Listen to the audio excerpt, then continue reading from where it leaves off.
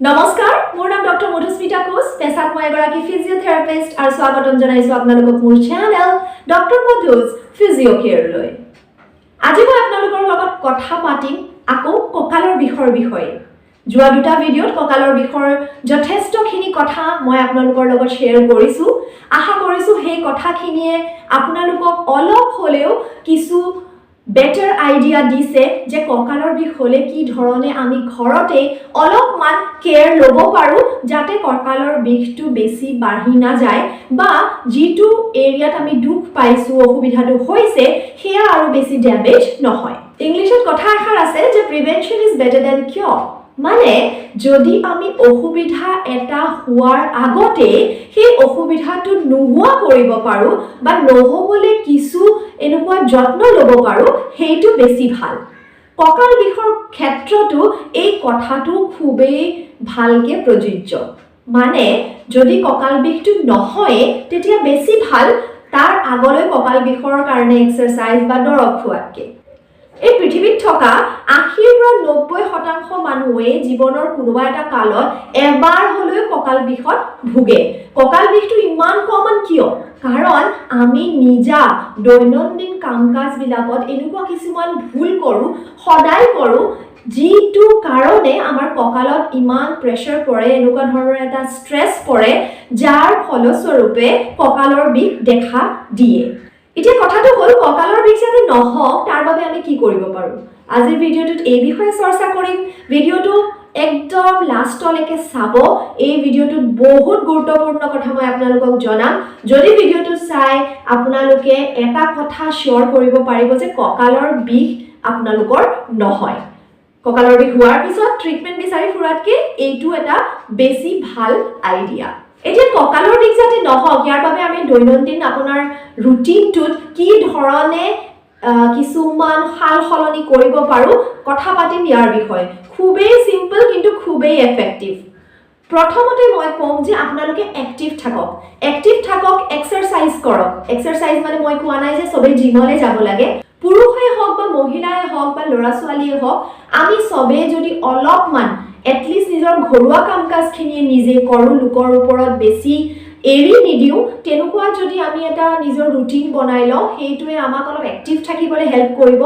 ইয়াৰ উপৰিও কিছুমান লো বেক পেইন ষ্ট্ৰেংথেনিং এক্সাৰসাইজেছ ষ্ট্ৰেচিং এক্সাৰসাইজেছ যদি আমি নিজৰ দৈনন্দিন ৰুটিনটোত ফিট ইন কৰিব পাৰো তেতিয়া আমাৰ কাৰণে বহুত ভাল হ'ব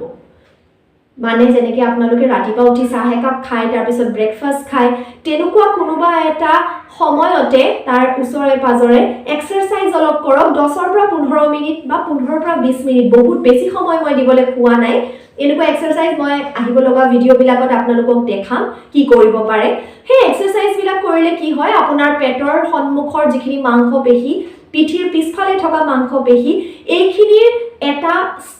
ব্যালেন্স মেইনটেইন হৈ থাকে মানে দুইখিনি মাসলস দুইখিনি মাংসপেশীৰ যেটো স্ট্ৰেংথ আছে আৰু ফ্লেক্সিবিলিটি আছে হেইটো মেইনটেইন হৈ থাকে যাৰ বাবে আপোনালোকৰ কঁকালৰ বিষ হোৱা যেটো প্ৰবাবিলিটি থাকে চান্স থাকে হেতু কমি আহে দ্বিতীয় কথা হল যেতিয়া আপুনি এক্টিভ থাকে যেতিয়া আপুনি এক্সাৰসাইজ কৰে আপোনাৰ ওয়েট বাঢ়ি না যায় আৰু ওয়েট বঢ়াৰ বাবে বহুবাৰ দেখা যায় যে কঁকালৰ বিষ হৈছে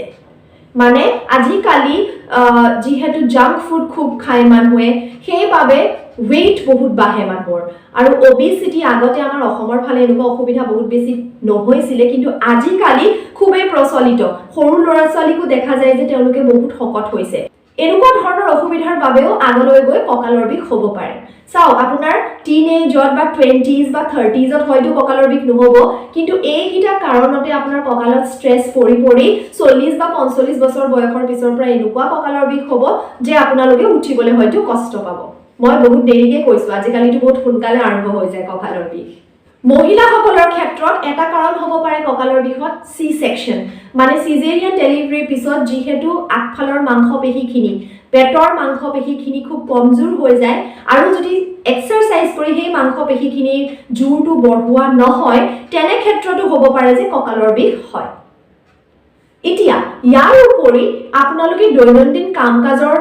সময়ত নিজৰ পশ্চাৰটো ভালকে ৰাখিব লাগিব পশ্চাৰ মানে কি মই কি ধৰণে বহিছো বা মই কি ধৰণে থিয় হৈছো মানুহ এজনৰ বহা বা থিয় হোৱা ধৰণেও হয়তো তেওঁৰ কঁকালৰ বিষৰ বা কাম কৰা ধৰণেও হয়তো তেওঁৰ কঁকালৰ বিষৰ এটা কাৰণ হ'ব পাৰে এতিয়া যদি আমি পশ্চাৰৰ কথা কওঁ আপোনালোকৰ প্ৰফেশনটো হ'ল টিচিং বা আপোনালোকৰ প্ৰফেশনটো হ'ল ট্ৰাফিক পুলিচমেনৰ বা আপোনালোক এগৰাকী ঘৰুৱা কাম-কাজ কৰি থকা মহিলা হাউসৱাইফ বা হোম মেকাৰ যাক কয় যেতিয়া আপোনালোকে থিয় হৈ কাম কৰিব সদায় মনত ৰাখিব যে ভৰি দুখন অলপমান মেলি বেস অফ সাপোৰ্টটো অলপ বেছিকে ৰাখিলে ভাল তেতিয়া কি হয় আমাৰ বডি ওয়েটটো ধুনীয়াকৈ দুইখন ভৰিৰে তললৈ যায় আৰু কঁকালত বহুত বেছি ষ্ট্ৰেছ নপৰে দ্বিতীয় কথা হ'ল বহু দেৰি একে লেঠাৰিয়ে থিয় হৈ নাথাকিব বহু দেৰি একে লেঠাৰিয়ে বহিও নাথাকিব চেষ্টা কৰিব যে আপুনি যিবিলাক কাম কৰি আছে তাত আপুনি নিজৰ পজিশনটো সঘনাই সলনি কৰি থাকক মহিলাসকলক মই কওঁ যে হিল স্যান্ডেল বেছি নিপিন্ধিব দেখা ধুনীয়া লাগে হয় আৰু মই এটো কোৱা নাই যে কেতিয়াও নিপিন্ধিব বিয়ায় সবাহে আপোনালোকে পিন্ধিব কিন্তু আপোনাৰ ৰেগুলাৰ ওয়্যাৰ হিল স্যান্ডেল কেতিয়াও নবনাব সদায় অফিস যাওঁতে যদি আপুনি হিল পিন্ধে মই কম যে আপোনালোকে নিপিন্ধিব প্ল্যাটফৰ্ম হিল